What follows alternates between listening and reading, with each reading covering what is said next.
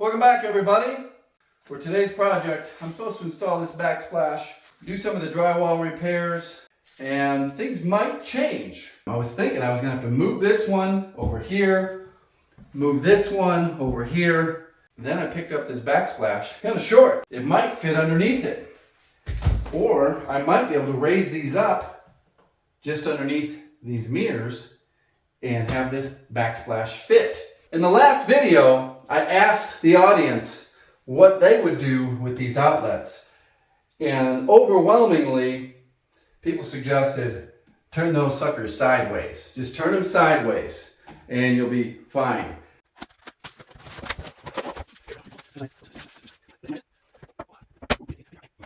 Looks nice if those outlets weren't there. So that's all we're short by or long by. Goes right to the bottom screw. I can move these up and still, I could actually center this outlet between the backsplash and the mirror.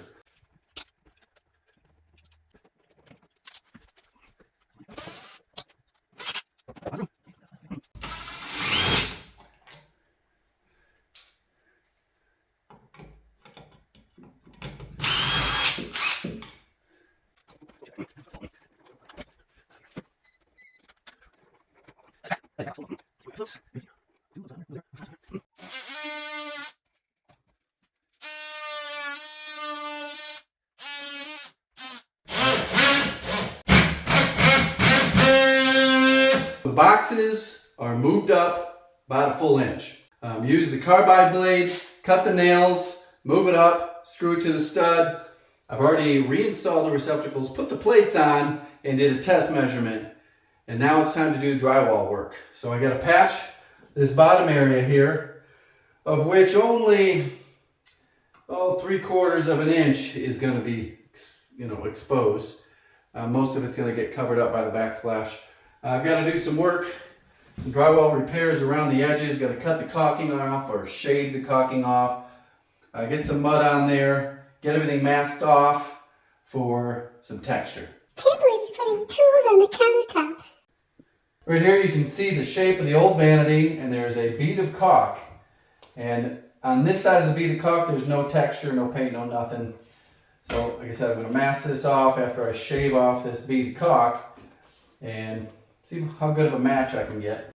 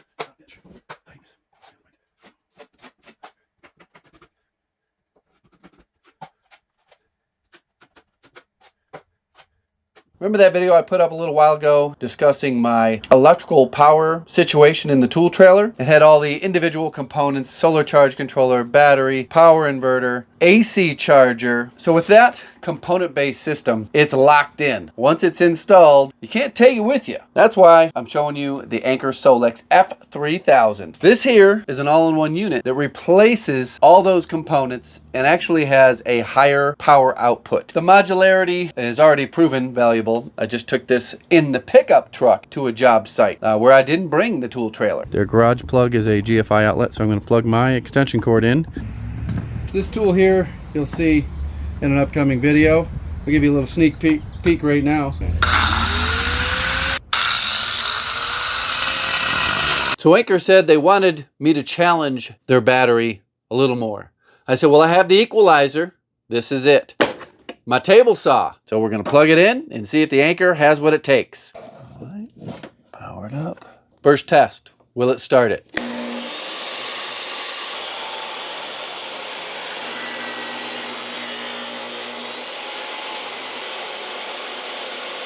It easily powers the table saw.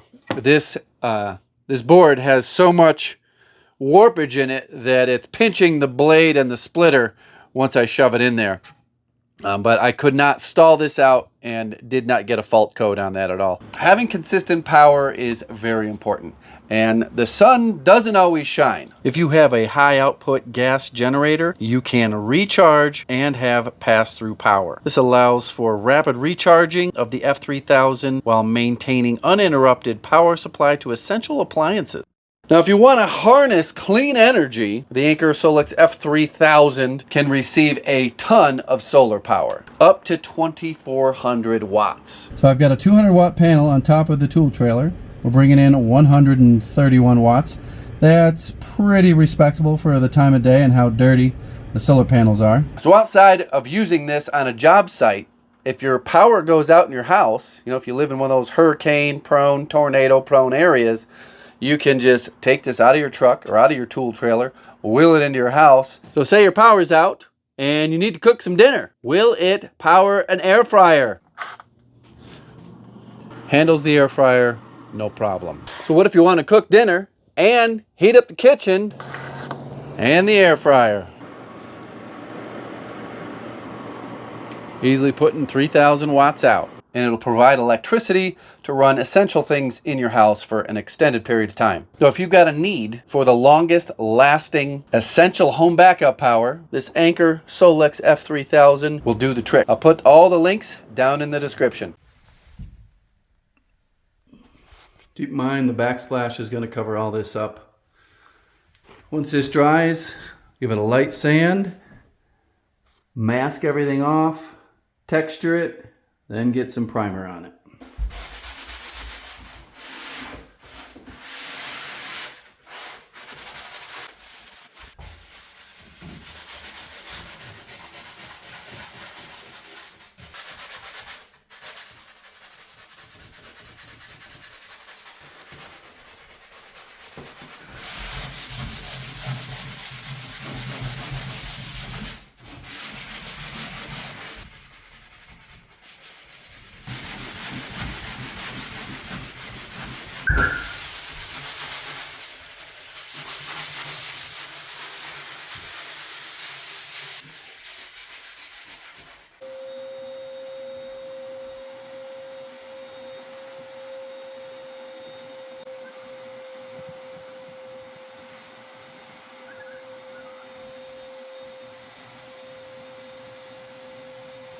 Got everything masked off as far as I have the patience for. I'm using water-based texture. If the texture gets on anything, it'll wipe off with a wet rag or sponge. This is masked off here. If you don't have a hand masker, I'll leave one in the description. I couldn't imagine life without this. It makes things so easy.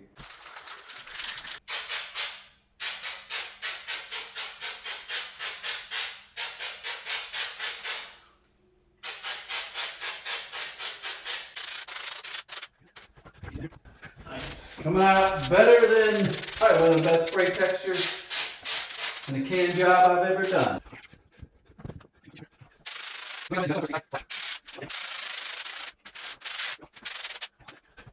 Looks a little thin down there. I'm going to go one more pass right through there.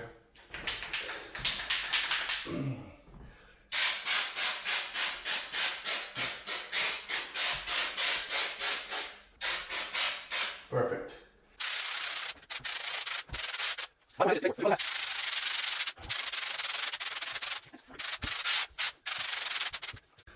This orange peel tends to shrink up a little bit once it dries, and you can go over it with a dry rag and kind of soften it if it's a little too pronounced. Put a couple coats of paint on there and it should blend in. You can tell it's not very consistent, just around from right here to right here to right there to over here. It's just a heavy, heavy, heavy orange peel. Working on this baseboard here. Normally this is a 45-degree angle. You cut 22.5-degree miters, but this one here isn't quite 45, and I did not bring all my fancy angle finders. I think I'm up to a 23.5, 24-degree cut on each of these, and I gotta keep working at it. I got maybe one more degree to shave out of here before those meet up. Almost last piece. Oh, look at that. I'm gonna use a measuring tape.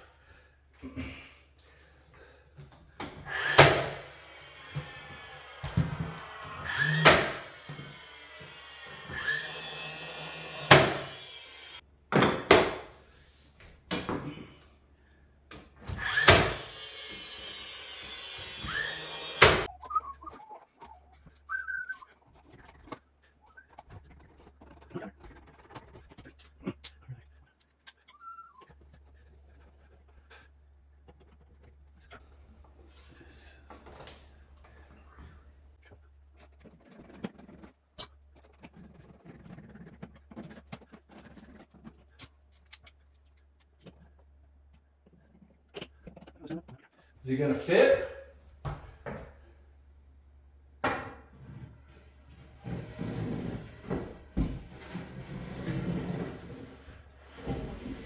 Handyman is the man with the master plan. Look at that, perfectly centered. 1/4 inch above, 1/4 inch below.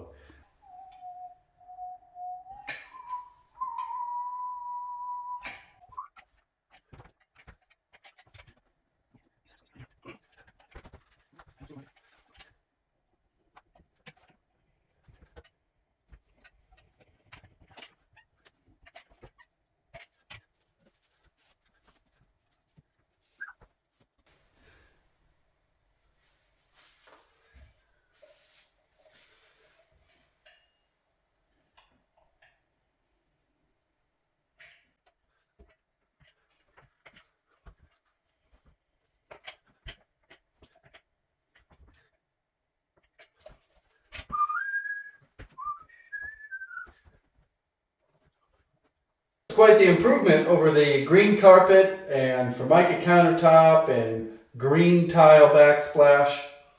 There's still some obvious things in this bathroom, like this. Baseboard's all caulked in, painted in. Yes, you just watched me put the backsplash in. I do not have a side splash, but look at that. I'll bring you up close. It looks, man, that texture turned out amazing. Give you a triple zoom. All the damaged drywall is repaired. I've got a question for you. If you're one of the guys from Arizona who constantly sobs and cries in my comments about how in Arizona you're not allowed to make $500 or $1,000 a day without having a contractor's license. And I got some questions for you. What sort of work are you not allowed to do on someone's house? Are you allowed to install flooring?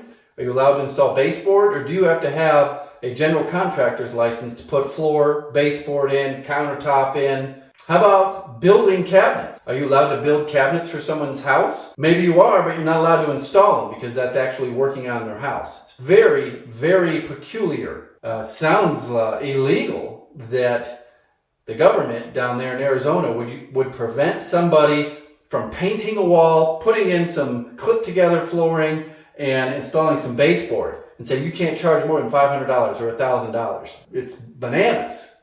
Are you allowed to build furniture, but you're not allowed to deliver it to their house? They got to come pick it up. Where's the cutoff for things you need a contractor's license for and not? Simple stuff does not require a contractor's license, or better yet, does not require pulling a permit. Tell me all about it down in the comments. Quick little tour.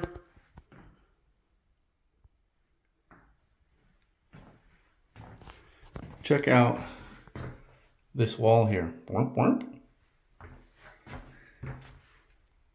I don't even know if there was baseboard in here. think there was baseboard, some sort of baseboard in here. This bathroom had the square linoleum.